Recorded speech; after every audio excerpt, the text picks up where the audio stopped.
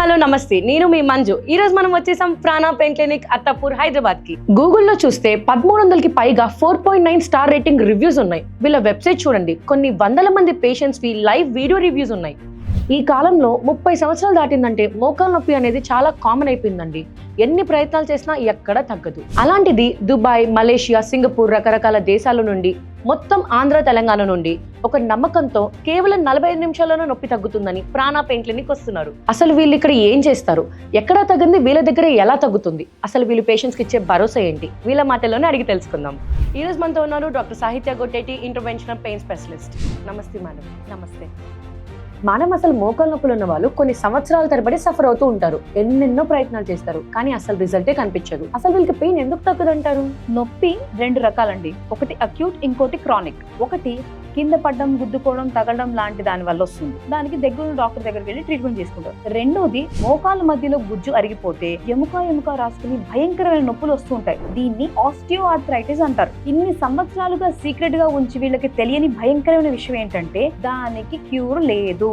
And it is a progressive condition. అంటే అది రాను రాను ముదురుతుందే తప్ప అనుకోకుండా తగ్గిపోయేది కాదు. అలా మెల్లగా కుర్చీలో కూర్చుని లేచేటప్పుడు వచ్చే నొప్పి, మెట్లెక్కి దిగేటప్పుడు వచ్చే నొప్పి ముదిరి చివరిగా సర్జరీ దాకా తీసుకెళ్తుంది వీళ్ళని. అండ్ కొన్ని వేల మందిలో ఒకరికి కూడా ఒక కాలు అరిగిన వాళ్ళని ఇంతవరకు చూడలేదు. ఒక కాలు ఎప్పుడైతే పాడవుతుందో తెలియకుండా బరువు అంతా ఇంకో కాలు మీద వేస్తారు. అది కూడా అరగడం మొదలయ్యి నడవలేని పరిస్థితిలో చివరికి సర్జరీ దాకా వెళ్లాల్సిన పరిస్థితి వస్తుంది. మరి ఇన్ని హాస్పిటల్స్, వందల మంది డాక్టర్స్, రకరకాల ట్రీట్మెంట్స్ ఇన్ని ఉన్నాయి కదా మేడం, ఏం చేయలేమంటారా? నేను మీకు చిన్న లాజిక్ చెప్తానండి, వినండి.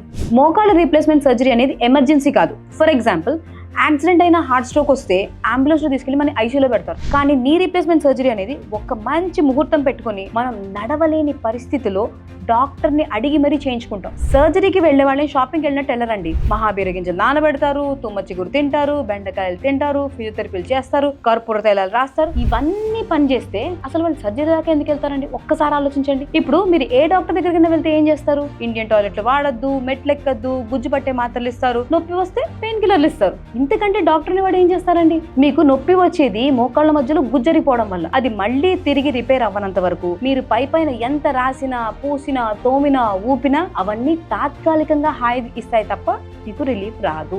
ఏ మనిషికైనా ప్రపంచంలో విలువైనవి టైం, మనీ అండ్ ఆరోగ్యం. ఒక్కసారి అది మార్కెట్ లో పోతే అది తిరిగి రాదు. అలాంటిది మోకాళ్ళు నొప్పులు ఉన్న వాళ్ళు ఎక్స్రేలని, డయాగ్నోస్టిక్ సెంటర్ల చుట్టూ తిరుగుతూ డబ్బులు పాడు చేసుకుంటూ ఉంటారు. డాక్టర్ కన్సల్టేషన్స్ హాస్పిటల్ చుట్టూ తిరుగుతూ టైం వృధా అవుతూ ఉంటుంది. పోనీ అలా నొప్పులు తగ్గుతాయా అంటే 10-15 సంవత్సరాల పాటు నొప్పులు భరిస్తూనే ఉంటారు. మేడం, మరి మీ దగ్గర ట్రీట్మెంట్ ఎలా ఉంటుంది? మాకు ఒకసారి లైవ్ లో చూపిస్తారా?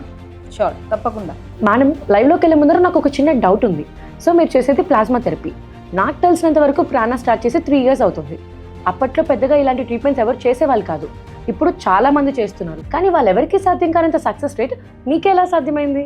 అందరూ ఈ టీవీ అడ్వర్టైజ్మెంట్స్ లో ఆ మొహం మీద ఎల్లో కలర్ లిక్విడ్ పెట్టేసి మోకాళ్ళ మధ్యలో గుజ్జు వచ్చేస్తుందని ఊదరు కొడతారు. కానీ అసలు మా ఫోకస్ అంతా ట్రీట్మెంట్ మీద 5% అయితే 95% మా నీ పెయిన్ సక్సెస్ అంతా కూడా ప్రివెన్షన్ మీద. ఏదో ప్లాస్మా థెరపీ చేసేసి నీ కార్టిలేజ్ రిపేర్ అయిపోయినా కూడా అసలు కార్టిలేజ్ ఉండేది మిల్లీమీటర్లలో. ఆ కార్టిలేజ్ నిలబడ్డానికన్నా, కండిషన్ ప్రోగ్రెస్ అవ్వకుండా ఉండాలన్నా బరువు, ఎక్సర్సైజ్ అనేది చాలా ఇంపార్టెంట్. నేను ఫర్ ఎగ్జాంపుల్ ఒక 70 kg ఉన్నాను అనుకోండి.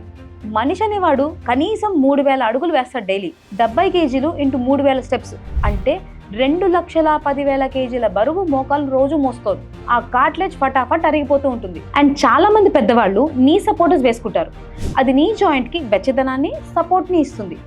మీ quadriceps, hamstrings, calves and hips బలంగా ఉండడం చాలా చాలా ఇంపార్టెంట్. అందుకే మా దగ్గర ఇంటర్నేషనల్లీ సర్టిఫైడ్ స్పెషలిస్టులు కేవలం నీ ఎక్సర్సైజ్ కి మాత్రమే ఉంటారు.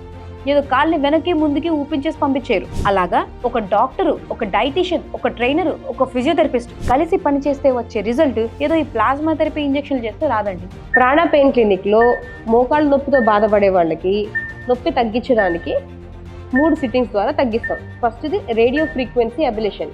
ఈ మిషన్ మోగుతోంది కదా టింగ్ టింగ్ అని, అది ఇదే మిషన్, రేడియో ఫ్రీక్వెన్సీ మిషన్. ఇక్కడ నుంచి ఈ పోర్ట్స్ కనెక్ట్ చేసాం అనమాట. మనం ఇలా ఒక 3 పోర్ట్స్ వేసుకుంటాము. ఎక్కడెక్కడైతే పేషెంట్స్కి నొప్పి వస్తుందో స్కానింగ్ చేసి ఈ పోర్ట్స్ కనెక్ట్ చేసి ఇక్కడ నుంచి రేడియో ఫ్రీక్వెన్సీ మెషిన్ వేవ్స్ పంపిస్తుంది. ఈ వేవ్స్ పంపించడం ద్వారా ఇక్కడ పెయిన్ సిగ్నల్స్ మాడిఫై అయ్యి పేషెంట్కి పెయిన్ తగ్గుతుంది. ఇది ఫస్ట్ సిట్టింగ్. ఇది అయిన తర్వాత 15వ రోజు మళ్ళీ 30వ రోజు మళ్ళీ పేషెంట్ రమ్మని ప్లాస్మా థెరపీ చేస్తాం. యూజువలీ మోకాళ్ళ నొప్పులకు ఉండేవాళ్ళు గ్రేడ్ 1 to గ్రేడ్ 4 ఉంటారు.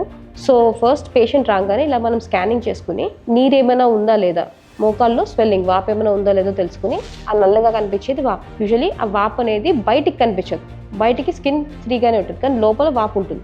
ఆ వాపుని ఫస్ట్ చిన్న సూది ద్వారా వేసి ఇది తీసేస్తాం. అది అయిన తర్వాత ఈ రేడియో ఫ్రీక్వెన్సీ అనేది స్టార్ట్ చేస్తాం. సో అది తోడేసినప్పుడు ఆ నీరు పేషెంట్కి బరువు అనేది చాలా మటుకు తగ్గిపోతుంది. దాంతోనే సగం కన్నా పైన పెయిన్ తగ్గిపోతుంది. మీరు చూస్తున్నట్టయితే పేషెంట్ మెలకుగానే ఉన్నారు, ఎక్కువ నొప్పి ఏమీ లేదు. నేను మత్తు ఆల్రెడీ ఇచ్చేసాను. అన్నిటికంటే ఇంపార్టెంట్ అయిన స్టెప్ ఏంటంటే ఈ పోర్ట్స్ అనేవి పర్టికులర్ యాంగిల్లోనే ప్లేస్ చేయాలండి. ఎక్కడైతే ఆ నరం ఉందో ఆ నరాన్ని నేను అల్ట్రాసౌండ్ ద్వారా పట్టుకొని ఆ పోర్ట్స్ని ప్లేస్ చేయడం most important. Patient second time 15 days 30 days వచ్చినప్పుడు ఇట్లా ప్లాస్మా థెరపీ చేయడానికి ఇక 15 ml ఆఫ్ బ్లడ్ తీసుకుని అందులో 10 ml నుంచి ఇంత 4 ml ఆఫ్ బ్లడ్ ప్రాసెస్ అయ్యి ఇది గ్రోత్ ఫ్యాక్టర్స్లా తయారవుతుంది. ఈ గ్రోత్ ఫ్యాక్టర్స్ని ఎక్కడైతే అరిగిపోయిందో ఆ ఏరియాలో వేస్తే ఈ అల్ట్రాసౌండ్ స్కానింగ్ ద్వారా చూసి అక్కడ ఏదైతే పుండు పడిందో అది రిపేర్ అవుతుంది. సో చూసారు కదండి ఎంత సింపుల్గా జస్ట్ 15-20 minutesలో ఆ పిఆర్పి అనే ప్రొసీజర్ అయిపోయింది. ఈ రేడియో ఫ్రీక్వెన్సీ అబ్లేషన్ కూడా అయిపోయింది. మన పేషెంట్ చాలా కోఆపరేట్ బాగా చేశారు. సో తనకి ఇప్పుడు నడిచేటప్పుడు రిలీఫ్ అనేది వెంటనే మీకు ఆన్ టేబులే తెలుస్తుంది. మీ ఇంట్లో వాళ్ళు కానీ మీ ఫ్రెండ్స్ అండ్ రిలేటివ్స్ కానీ ఇలా దీర్ఘకాలపు నొప్పులతో బాధపడుతుంటే ఈ వీడియోని వాళ్ళకి షేర్ చేయండి. వాళ్ళకి మేలు చేసిన వాళ్ళు మొత్తం. ప్రాణ పెయిన్ క్లినిక్ ని సంప్రదించాలనుకుంటే స్క్రీన్ మీద కనిపిస్తున్న కాంటాక్ట్ నెంబర్కి కాల్ చేయండి.